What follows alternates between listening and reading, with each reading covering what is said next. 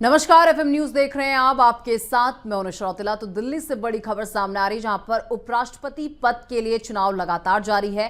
प्रधानमंत्री नरेंद्र मोदी ने अपना वोट डाल दिया है। शाम 5 बजे तक होगा मतदान। शाम 6 बजे होगी वोटों की गिनती। सीपी राधाकृष्णन और बी सुदर्शन रेड्डी के बीच मुकाबला हो रहा है। एनडीए के उम्मीदवार सीपी राधाकृष्णन है और इंडिया के उम्मीदवार बी सुदर्शन रेड्डी हैं। इस वक्त की ये बड़ी खबर आपको दे रहे हैं। और देखिए, लगातार आपको बता दें कि जो वोटों का सिलसिला है वो लगातार जारी है। सुबह 10 बजे से शाम 5 बजे तक ये सिलसिला यूं ही चलेगा और 6 बजे से इसकी काउंटिंग होना शुरू हो जाएगी। और जैसे ही काउंटिंग होना शुरू हो जाएगी उसके बाद स्पष्ट हो जाएगा कि आखिर भारत का उपराष्ट्रपति कौन होगा, सीपी राधाकृष्णन या फिर बी सुदर्शन रेड्डी। लेकिन जो आंकड़े इस वक्त स्पष्ट आंकड़े हैं वो सीपी राधाकृष्णन के पक्ष में हैं। और लेकिन कांग्रेस जिस तरीके से कॉन्फिडेंस नजर आ रही है, कांग्रेस को कहीं ना कहीं एक उम्मीद है कि क्रॉस वोटिंग होगी और बहुत सारे सांसद उनके पक्ष में आएंगे। लेकिन हमें इंतजार करना होगा शाम 6 बजे के बाद तक का, ताकि जब रिजल्ट क्लियर हो पाए कि आखिर वोट किसके पक्ष में ज्यादा पड़े हैं, तो उसी के बाद जो है ये स्थिति साफ हो पाएगी। तो 15वें उपराष्ट्रपति के लिए मंगलवार को मतदान लगातार जारी है। संसद में वोटिंग सुबह 10 बजे से शाम 5 बजे तक होगी। पीएम मोदी ने पहला वोट डाल दिया है। एनडीए ने 68 साल के सीपी राधाकृष्णन को, तो इंडिया ने आपको बता दें कि बी सुदर्शन रेड्डी को अपना प्रत्याशी बनाया है। इस चुनाव में कुल 781 सांसद वोट डालेंगे।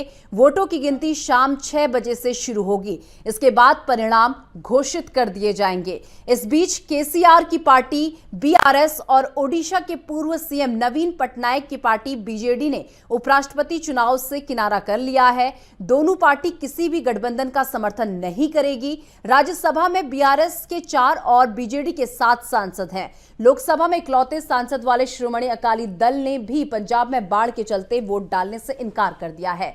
एआईएमआईएम अध्यक्ष असदुद्दीन ओवैसी ने बताया कि इस चुनाव में वे इंडिया के प्रत्याशी का समर्थन करेंगे।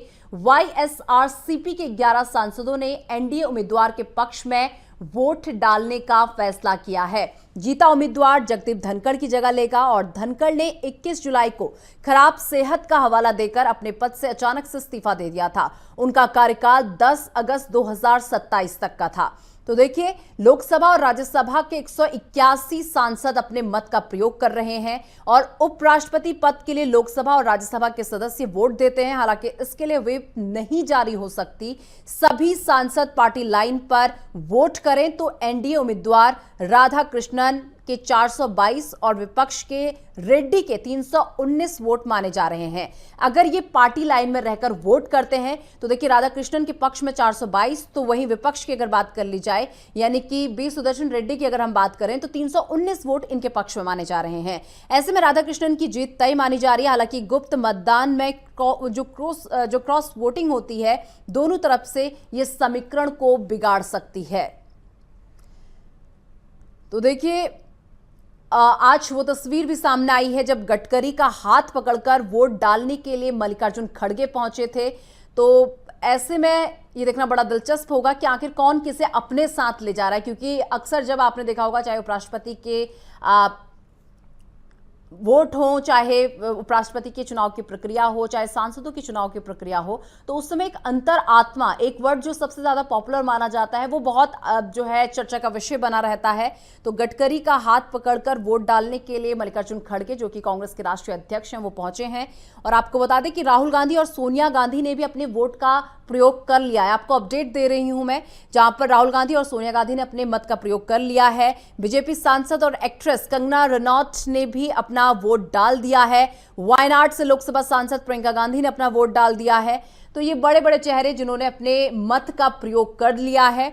और ऐसे में आपको बता दें कि शिवसेना यूबीटी सांसद का दावा है कि एनडीए के कई सदस्य रेड्डी को वोट देंगे। देखिए, प्रियंका चतुर्वेदी की तरफ से यह दावा किया जा रहा है। वो ये दावा कर रही हैं कि संविधान के प्रति उनकी अड़िग प्रतिबद्धता के कारण एनडीए के कई सदस्य बी सुदर्शन रेड्डी को वोट देंगे। प्रियंका चतुर्वेदी जो है ये बड़ा दावा करती हुई नजर आ रही हैं। इसी के साथ आपको बता दें कि वोट डालने के लिए व्हील चेयर पर पहुंचे पूर्व पीएम एचडी देवगौड़ा तो एचडी देवगौड़ा व्हीलचेयर में बैठकर आपको बता दें कि वोट डालने के लिए यहां पर पहुंचे हैं। और इस दौरान अखिलेश यादव ने क्या कहा है वो भी आपको मैं बता देती हूं। उन्होंने कहा कि नए उपराष्ट्रपति बनते ही धनखड़ हम सभी के सामने आ जाएंगे। समाजवादी पार्टी प्रमुख अखिलेश यादव ने कहा है कि पूर्व उपराष्ट्रपति जगदीप धनखड़ चुनाव खत्म होने के बाद ही सामने आएंगे। सभी जानते हैं कि भाजपा एक यूज एंड थ्रो वाली पार्टी है। तो देखिए, ये बड़ी अपडेट्स आपको दे रही हूं। और सुदर्शन रेड्डी ने क्या कुछ कहा है वो भी आपको बताती हूं। अंतरात्मा की आवाज सुनकर वोट दें। तो देखिए, मैं कह रही हूं कि जो अंतरात्मा एक ऐसा वर्ड है, चाहे सांसदों की चयन की प्रक्रिया हो या फिर उपराष्ट्रपति के चयन की प्रक्रिया हो, तो इस समय ये वर्ड बहुत आसपास जो है घूमता हुआ नजर आता है। तो सुदर्शन रेड्डी की तरफ से कहा है कि अंतरात्मा की आवाज सुनकर आप अपने मत का प्रयोग कीजिए। मुझे लगता है कि अंतरात्मा से मतदान करने के बाद भी ये अवश्यंभावी है कि एनडीए के कैंडिडेट के रूप में सीपी राधाकृष्णन जी एक बड़े अंतर के साथ में विजयी होंगे। एनडीए के कैंडिडेट के नाते सीपी राधाकृष्णन साहब की विजय उतनी ही सुनिश्चित है जितनी कल का सूर्योदय पूरब से होना है। हम लोग वोट डालने जा रहे हैं, जीत सुनिश्चित है।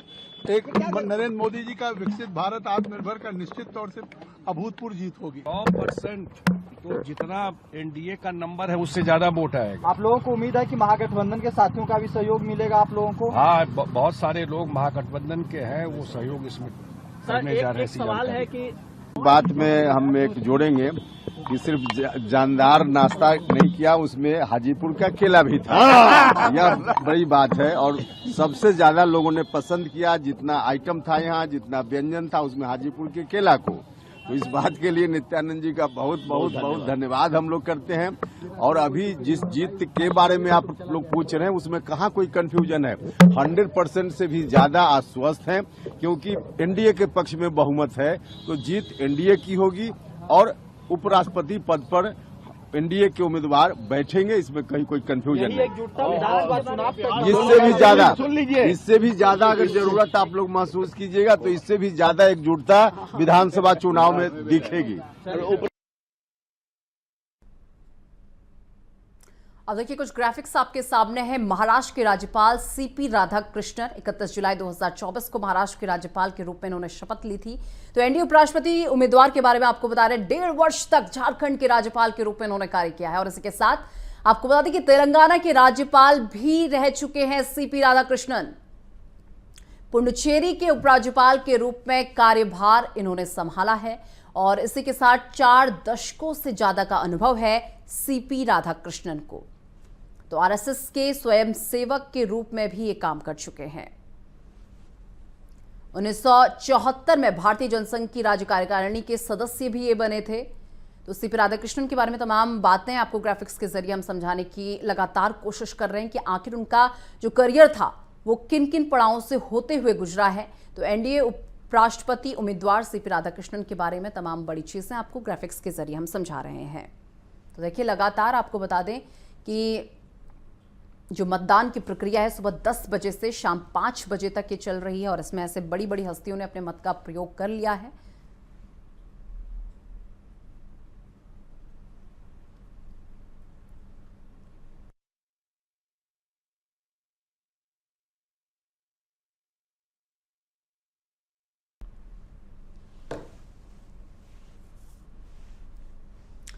और इस पूरे मुद्दे पर करेंगे चर्चा। उससे पहले कुछ खास मेहमान इस वक्त हमारे साथ जुड़ चुके हैं। सबसे पहले आपका परिचय उनसे करवा देती हूँ। किमचंद शर्मा प्रवक्ता बीजेपी से इस वक्त हमारे साथ जुड़ चुके हैं। अशोक तिवारी प्रवक्ता सपा से इस वक्त हमारे साथ जुड़ चुके हैं।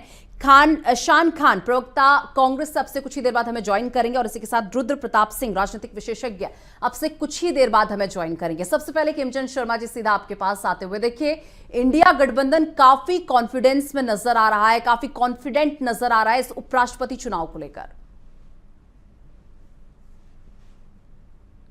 नमस्कार, जय हिंद। आवाज आ रही है आपको? हाँ जी, मुझे आवाज मिल रही है, अपनी बात रखिए प्लीज। देखिए, एनडीए गठबंधन कॉन्फिडेंट है क्योंकि हमारे साथ समर्थन है, हमारे साथ। नहीं, आपने शायद मेरा सवाल नहीं सुना। आपने मेरा सवाल नहीं सुना। मैंने एनडीए की बात नहीं की, मैंने कहा इंडिया गठबंधन काफी कॉन्फिडेंस में नजर आ रहा है, काफी कॉन्फिडेंट है वो अपनी जीत को लेकर। इंडी गठबंधन का कोई भविष्य नहीं है। अब देखेंगे शाम होते होते जैसे रिजल्ट आएंगे। और इंडी गठबंधन क्योंकि वो अहम की लड़ाई लड़ रहे हैं, वो देश की लड़ाई नहीं लड़ रहे हैं, वो डेवलपमेंट की लड़ाई नहीं लड़ रहे हैं, वो जनता की लड़ाई नहीं लड़ रहे हैं, वो एक आइडियोलॉजी की लड़ाई नहीं लड़ रहे हैं, वो अपने अहम की लड़ाई लड़ रहे हैं। अहम की लड़ाई लड़ता है तो अहम की लड़ाई वो नहीं जीत सकते।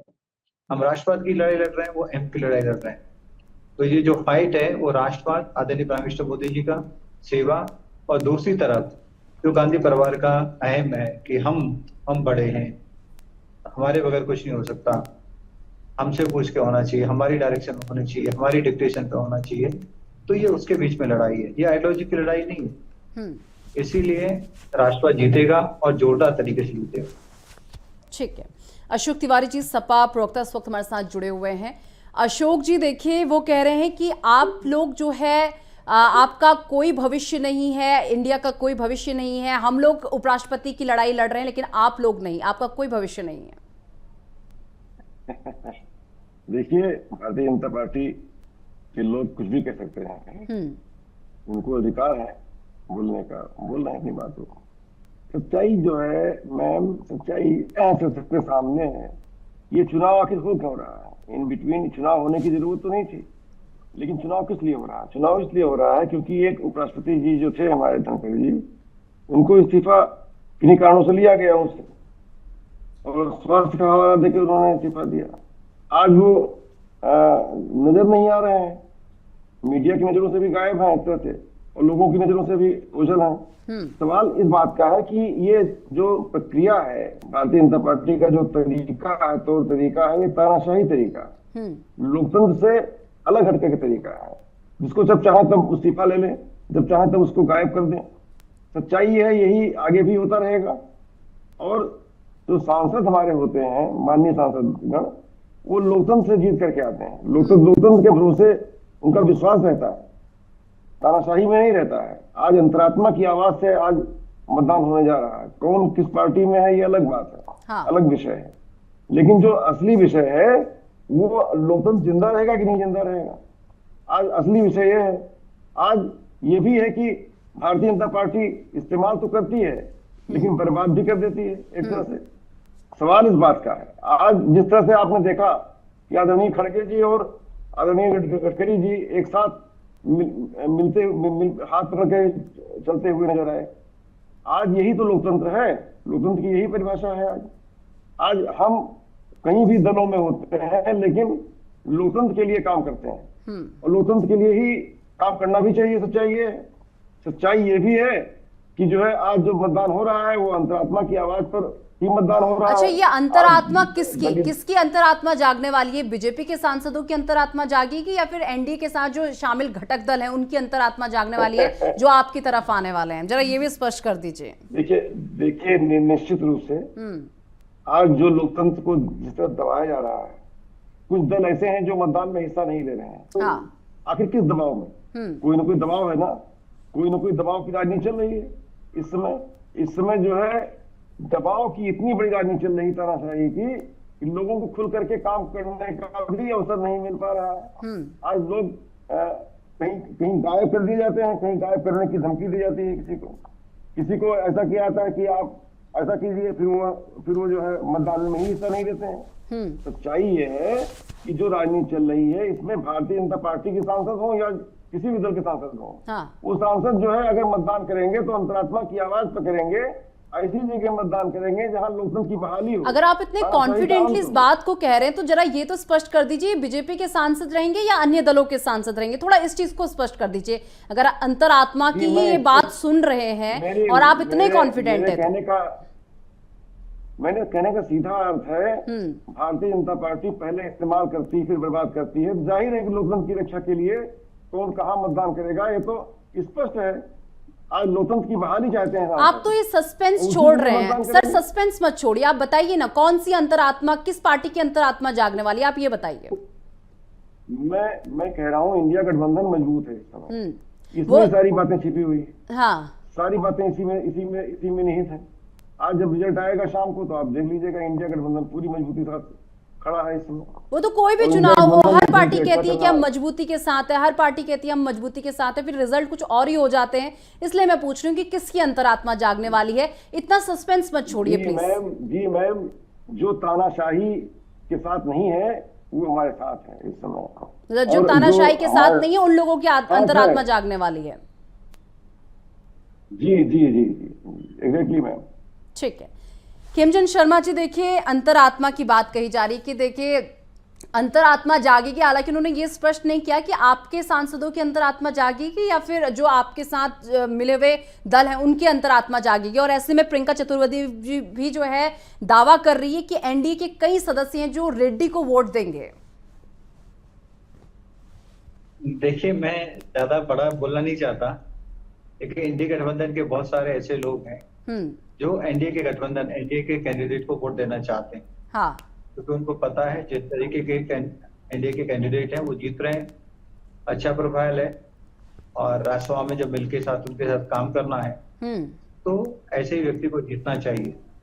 प्रियंका जी क्योंकि वो उद्धव जी को रिप्रेजेंट करती हैं, उद्धव जी की पार्टी की प्रवक्ता हैं, तो उस तरीके से बातें कर रही हैं। लेकिन जो भारतीय जनता पार्टी है, भारतीय जनता पार्टी की जो लाइन है, भारतीय जनता पार्टी का जो व्यू मैं आपको बता रहा हूँ, और जब रिजल्ट्स आएंगे तो वो उसमें दिखेगा। ठीक है, एक आंकड़ा तो आपके पास स्पष्ट आंकड़ा, उससे भी ज्यादा आंकड़ा आपके पास आ सकता है, आप ऐसा कह रहे हैं खेमचंद शर्मा जी? पक्का आएगा। जितने स्पष्ट रूप से आपको हमें नंबर दिख रहे हैं उससे ज्यादा वोट हमारे कैंडिडेट को मिलने वाले। ठीक है, अशोक तिवारी जी लगातार हमारे साथ बने हुए हैं। अशोक जी देखिए, आप तो इनके सांसदों की, अन्य दलों के सांसदों की बात कर रहे हैं कि अंतरात्मा की आवाज सुनने वाले हैं, लेकिन ये तो कुछ और ही कह रहे हैं। कह रहे हैं कि देखिए कई इंडिया गठबंधन के ऐसे सांसद हैं जो हमारे कैंडिडेट को वोट देना चाह रहे हैं। जी मैम, शाम को 6 बजे तक रिजल्ट आ जाएगा, इसका गणना शुरू हो जाएगी। 8 बजे तक रिजल्ट आ जाएगा। 5 को आज क्या सच्चाई है मैम कि आज सांसद भी कम बुद्धिमान नहीं होते हैं, वो भी देख रहे हैं कि आज जो है धनखड़ जी के साथ जो हुआ, जिस तरह से हादसा हुआ उनका, कल राधाकृष्णन जी का भी यही जो हादसा हो सकता है। ठीक है, इनका भी जो इनके प्रत्याशी हैं इनका भी यही हादसा हो सकता है। तो जहां पर अस्थिरता होती है, जहां पर तानाशाही की चरम होती है, वहां पर अंतरात्मा की आवाज जरूर जागती है। और अंतरात्मा की आवाज का मतलब क्या है? आदमी इनर सोल से जो सोचता है कि हम ऐसे प्रत्याशी को जिताएं, ऐसे कैंडिडेट को जिताएं जहां पर स्थिरता कम से कम इस्तीफा न लिया जाए ऐसे व्यक्ति का, ऐसे व्यक्ति का बीच में ही मैदान में छोड़ा ना जाए उसको। सवाल इस बात का है, और सवाल इस बात का भी है कि जो है आज इनको इनकी करनी की सजा देंगे सांसद। अशोक जी देखिए, अंतरात्मा की बात तो आप लोग भी कर रहे हैं, एनडीए गठबंधन भी अंतरात्मा की ये बात कर रहा है, लेकिन ये देखना बड़ा दिलचस्प होगा कि आखिर किसकी अंतरात्मा जागती। खैर ये तो 6 बजे के बाद जब काउंटिंग होगी उसके बाद ही पता चल पाएगा, जब रिजल्ट साफ होंगे। फिलहाल चर्चा यूं ही जारी रहेगी, लेकिन उससे पहले वक्त एक छोटे से ब्रेक का। प्रज्ञापन हाजिर होता है।